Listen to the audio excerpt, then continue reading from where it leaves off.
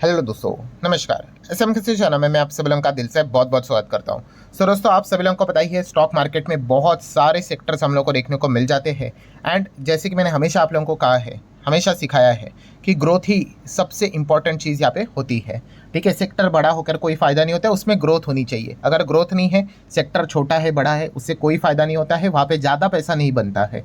सो ऐसे अगर हम लोग ग्रोथ सेक्टर की बात करें तो आपको पता ही है, जैसे कि हमेशा मैंने आपको सिखाया कि फ्यूचर ओरिएंटेड बिजनेस उसी में सबसे ज़्यादा बनने मतलब पैसा बनने के चांसेस ज़्यादा होते हैं। ठीक है, बनेगा नहीं बनेगा वो तो बात की बात है भाई, वो किसी के हाथ में नहीं होता है, बट एटलीस्ट डायरेक्शन तो सही यहाँ पे होना चाहिए। एंड इसी चीज़ को लेकर आप सभी लोगों को पता ही है, मैंने मल्टीपल सेक्टर्स भी आप लोगों को बताए थे कि कहाँ कहाँ पे फ्यूचर ओरिएंटेड बिजनेस यहाँ पे वर्क करते हुए देखने को मिले, जहाँ पे विटामिन जी आपको देखने को मिल सकता है। और उसी में से एक सेक्टर भी आप सभी लोगों को पता है, वो है एथेनॉल।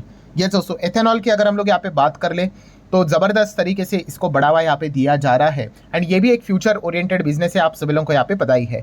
एथेनॉल की बात करें तो ये किस में इस्तेमाल होता है, तो आप सभी लोगों को पता है जो अल्कोहल बेवरेजेस इंडस्ट्री होती है वहाँ पे इस्तेमाल होता है। देन फार्मा हेल्थ केयर की बात करें, वहाँ पे इस्तेमाल होता है। कॉस्मेटिक जो रहते हैं पर्सनल केयर, उसमें भी एथेनॉल का आपको कंपोनेंट देखने को मिल जाता है। केमिकल इंडस्ट्री तो भाई रहता ही रहता है। Then food processing and preservation की अगर हम लोग बात करें, वहाँ पे भी एथेनॉल का योगदान रहता है।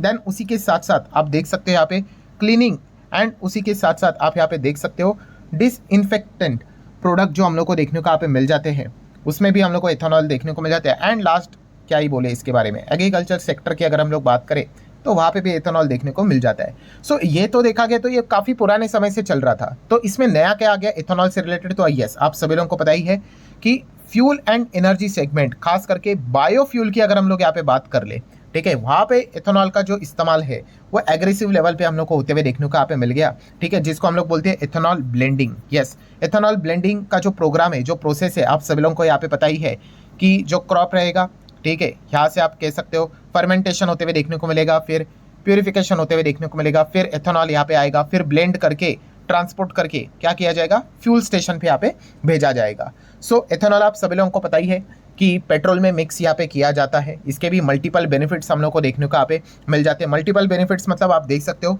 Save the petrol and reduce the need of a import oil.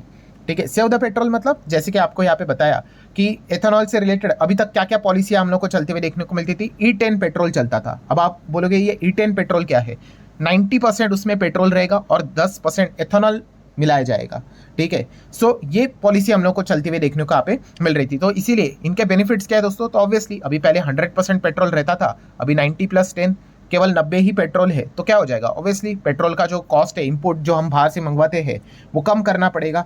Then ethanol जो रहता है वो कहाँ से आता है, तो खास करके हम कह सकते हैं खेती से ही, फार्मर के ओर से हम लोग को आते हुए देखने को यहाँ पे मिल जाता है। कहाँ से बनता है वो भी मैं आपको बताऊंगा। ठीक है, तो उनको एक्स्ट्रा मनी मिल जाता है एथेनॉल क्रॉप की अगर बात करें तो। And less pollution.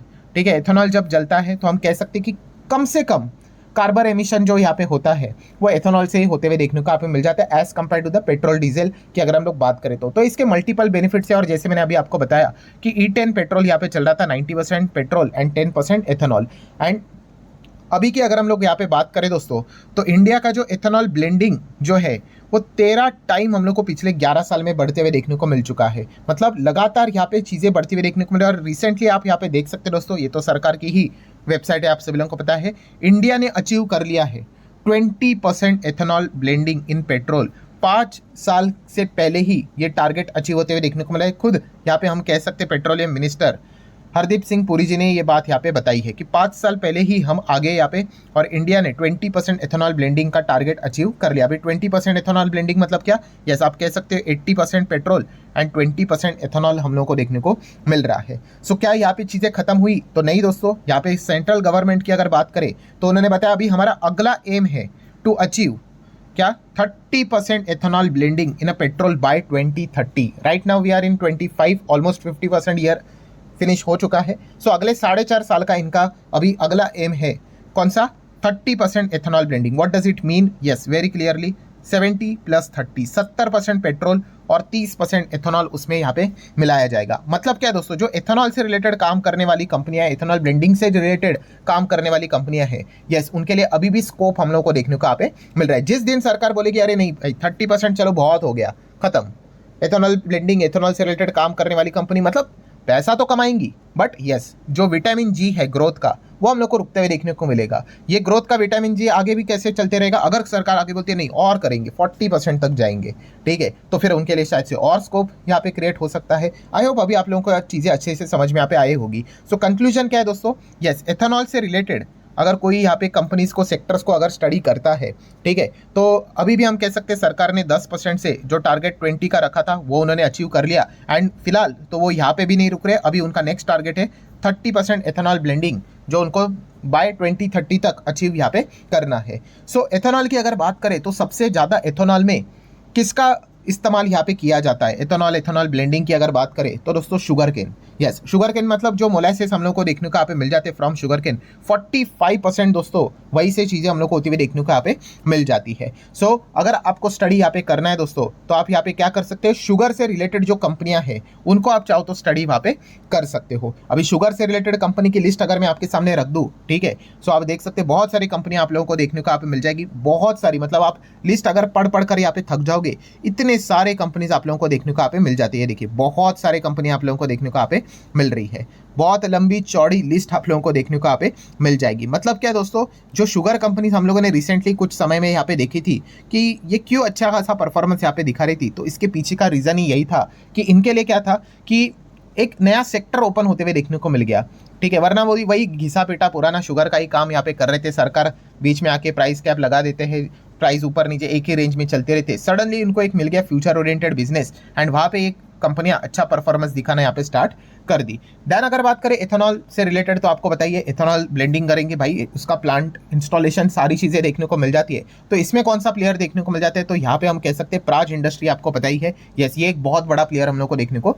मिल जाता है। एंड यहाँ पे तो इसकी तो मोनोपोली भी है प्लांट इंस्टॉलेशन में, ऑलमोस्ट 50% के आसपास का जो मार्केट शेयर है वो हम लोग को प्राज इंडस्ट्री के पास ही देखने को यहाँ पे मिल जाता है। तो जब तक यहाँ पे इथेनॉल से रिलेटेड ये जो काम चलते रहेंगे, तो प्राज इंडस्ट्री को भी शायद से अच्छे ऑर्डर्स मिल सकते हैं, इसका पॉसिबिलिटी यहाँ पे हमेशा बरकरार यहाँ पे रहता है।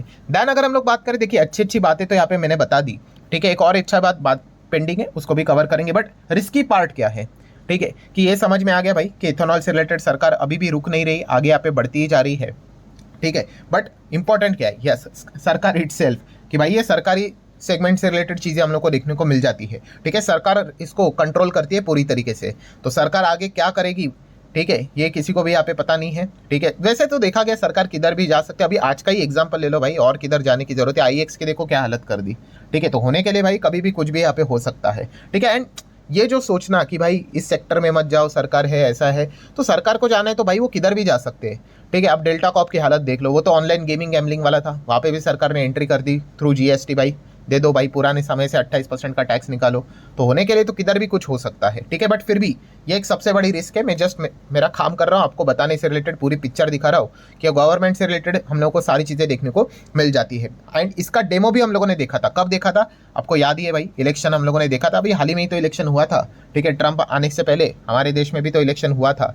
सो तभी क्या किया था सरकार ने, पहले तो भाई एथेनॉल से रिलेटेड बहुत बड़ी बड़ी बातें चलती थी, और सडनली इलेक्शन से पहले, जो कि एक्सपेक्टेड था, ठीक है, जिसको धंधा समझ में आता है, सरकार ने क्या कर दिया, अरे नहीं भाई शुगर से रिलेटेड जो चीज़ें हैं, एथेनॉल से रिलेटेड वो चीज़ें उन्होंने रोक दी, ठीक है। क्यों, जो नॉर्मल शुगर है वहाँ पे शुगर सिरप से रिलेटेड चीज़ें बनाना करो, क्यों, क्योंकि सस्ती शुगर सस्ती रहनी चाहिए, इलेक्शन का टाइम है भाई, जैसे वो खत्म हो गया, सारी चीज़ें नॉर्मल हो गई।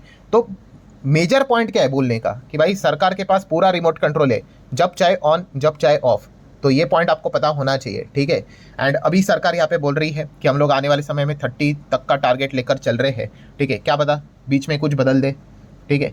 सो ये एकदम अलर्ट रहने वाले मतलब सेक्टर है, ये पॉइंट आप लोगों को पता है यहाँ पे होना चाहिए, ठीक है। एंड इसके ऊपर आपका ध्यान होना चाहिए। Then timing is everything, timing is everything मतलब क्या, मैंने बहुत बार आपको सिखाया है, शेयर मार्केट में इवन दो आप इन्वेस्टर हो, बट इसका अर्थ है नहीं कि कभी भी किसी भी कंपनी में कभी भी पैसा डाल दो और एक्सपेक्ट करो कि भाई अभी मेरा पैसा 5-10 गुना हो जाए, नॉट, ऐसा नहीं होता है, टाइमिंग इंपॉर्टेंट होता है, ठीक है। अभी इस बिजनेस को देखकर आपको एक टाइमिंग समझ में आना चाहिए, कैसा, कि भाई ये पेट्रोल से रिलेटेड चीज़ें ज़्यादा लिंक है, ठीक है। जिस दिन इलेक्ट्रिक व्हीकल बहुत ही हायर लेवल पे मार्केट में अगर फैल जाएंगी, ठीक है, उस वक्त पेट्रोल से रिलेटेड काम करने वाली जो गाड़ियां हैं कम हो जाएंगी, तो यहाँ पे एथेनॉल से रिलेटेड जो इनको एक ग्रोथ सेगमेंट ओपन हुआ है ब्लेंडिंग वाला, ठीक है, वो रुक सकता है, ठीक है। ये इतना सिंपल नहीं है, इसके लिए डिकेड्स लग जाएंगे, बट मैं आपको पॉइंट बता रहा हूँ, ठीक है, तो ये पॉइंट को भी आप लोगों ने बिल्कुल भी यहाँ पे भूलना नहीं है। फिलहाल तो देखा गया भाई, तो सरकार ने 20% अचीव किया, अब वो 30% की ओर जा रहे हैं, तो वो चिंता करने की जरूरत नहीं है। बट यस, अगर आगे जाके सरकार बोलती है कि नहीं बस हो गया भाई 30% इट्स इनफ,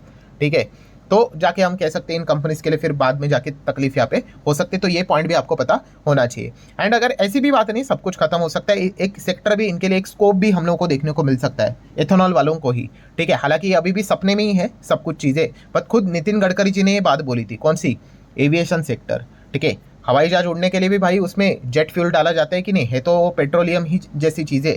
तो नितिन गडकरी जी ने एक बात यहाँ पे बोली थी कि हम सोच रहे हैं यहाँ पे कि आने वाले समय में एयरक्राफ्ट में भी क्या करेंगे, बायो एटीएफ से रिलेटेड चीज़ें हम लोग यहाँ पे करने की कोशिश करेंगे, ठीक है। मतलब कोई बहुत ज़्यादा उन्होंने डिटेल में बात है यहाँ पे नहीं की, बट यस उन्होंने ये तो बता दिया कि उनकी ऐसे ही मंशा है, ठीक है। तो ये सारे पॉइंट्स आप लोगों को जरूर पता है यहाँ पे होनी चाहिए अगर आप किसी पर्टिकुलर सेक्टर को स्टडी करते हो तो। एंड डोंट फॉरगेट कि गवर्नमेंट से रिलेटेड ये सेक्टर है, ठीक है। तो गवर्नमेंट कौन सी होगी, कौन सी नहीं होगी, मिनिस्ट्री कौन होगा, कौन उसको लीड करेगा, ये सारी चीज़ें मैटर करती है, ठीक है। सो आशा करता हूँ दोस्तों वीडियो हेल्पफुल लगा होगा, बहुत कुछ चीज़ें सीखने को मिली होगी। चाहो तो लाइक एंड शेयर कर सकते हो। मिलते हैं अगले वीडियो में, तब तक के लिए बाय बाय।